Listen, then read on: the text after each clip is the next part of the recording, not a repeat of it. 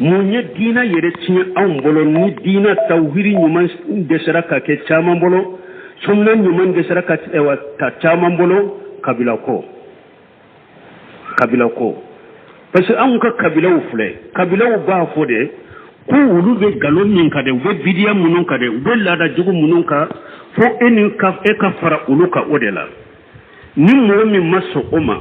mo min ko tauhidi mo min ko sunna ala fahmu salaf salih etugura oko ube mun fo ko abanna ka kabila ma ko ale ya ba kabila de ma ko ani wali mo de be nyugo fe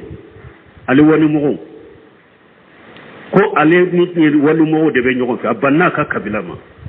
Cheikh Sall fawjari mun foya akun ni ka kabila mo ika bari masuro akeri ka bari masuru chogo naye ala soso aye ciden soso awajibiri kare ikana bisi nyogonya ika tige nyogonya de fayajibu alika muhadatu muqata'atuhu ika bali masuru chogo tanka ye ala soso de ka ciden soso banna la tadema banna ciden tadema awajibra ekade akaki fa ika ka fa ika tige nyogonya kire tige ka bola men ni mo min fana ko ala ako ciden ko ako hari ni ino kajja chogo ate dambere la te kabila yerela ate dugu yerela abe fo koro janna abe fo tilebe janna awajibre kay ko kanu ina ka ke kelenye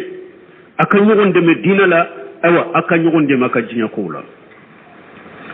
ayen nunu famude nin kabila ko ni nin fammi ko ye ko chamande cinya jamana en kono ya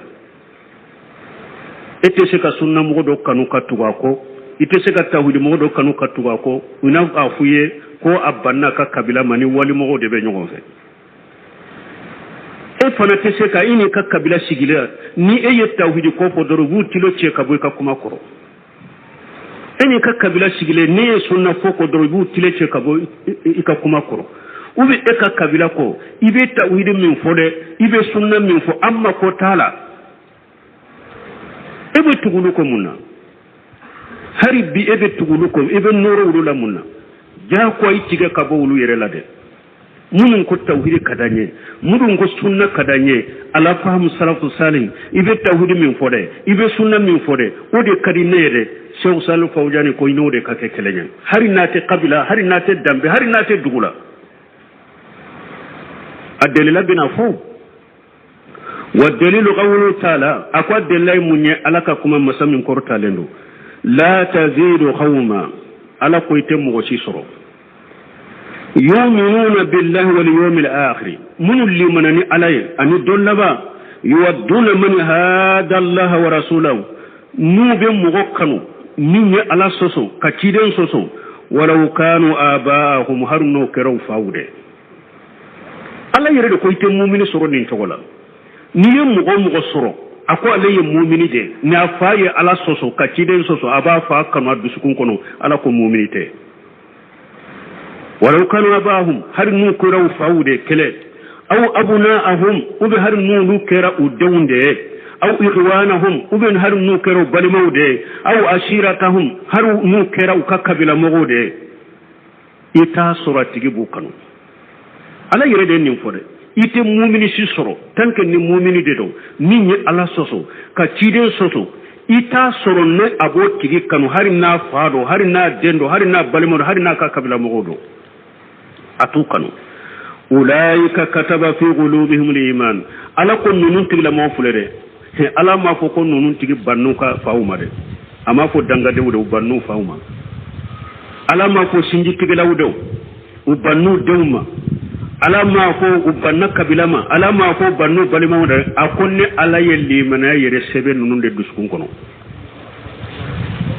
munun benninke ne ala yelli mana sebe nunun de duskun kono wa ayyadahum bi ruhin minhu ne ala yere nunun ndeme ninka sembenti aliye Fawjani benofo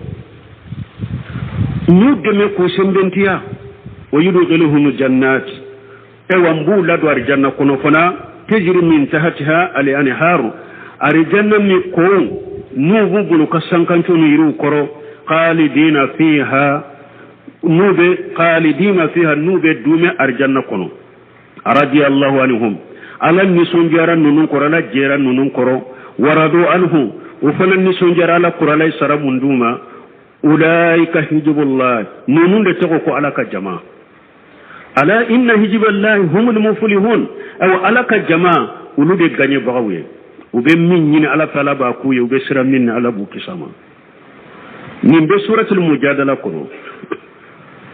ambiru aya sarawla kata qawluhu ta'ala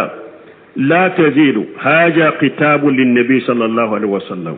ni ala ko la tazidu ni kuma ala ya nyashi ciden de ma ye ciden de kuma nyogonya kisini nema baka ay la yuqa hajan wala yakunu mawjudan abada ala ko cide nin teke abada ite ni soroye abada an yakuna mu'minu billahi wa rasulihi yuhibbul kuffar mu'min limanani alay kallimanani cidanye ko soro nabe kafir kanu ala ko ito soroye abada fa ina habbahum fa innahu laysa bimu'min ni mugo ye mu'miniye eye kafir kanu biskun kono ete mu'miniye ولو كان يدعي ذلك هرني أي ريو ولا كثير ما كوي مؤمنين إت مؤمنين قال ابن القيم رحمه الله في الكافية سافية ابن القيم قال كتابه كنو كتابه يرى من ناب السنة دفاير وبافو يرى ما كافية سافية أكو أتحب أداء لحبيبي وتدعى حبا له ما جاك في إمكاني ko yana eba ke kafo atuhibbu adali habib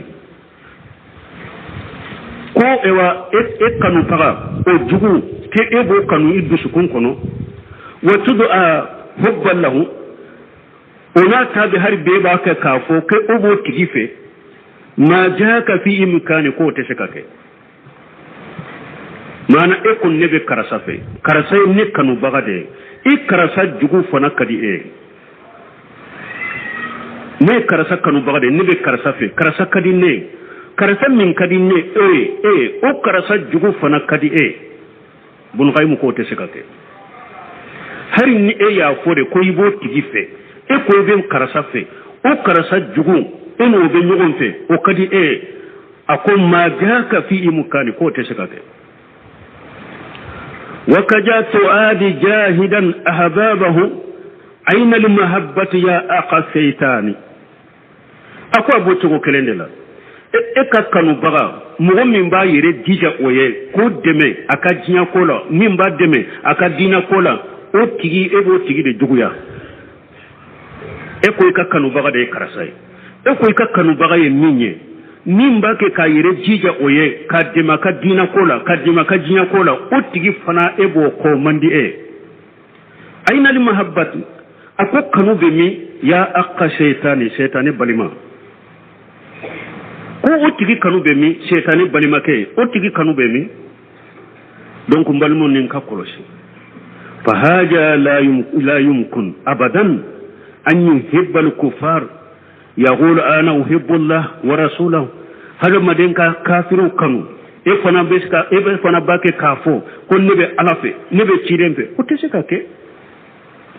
ni kafiru ko ni kanu biskun na ite ala fete ci den fe ni kera ala fe be ala kanu be ci den kanu be kafuru kore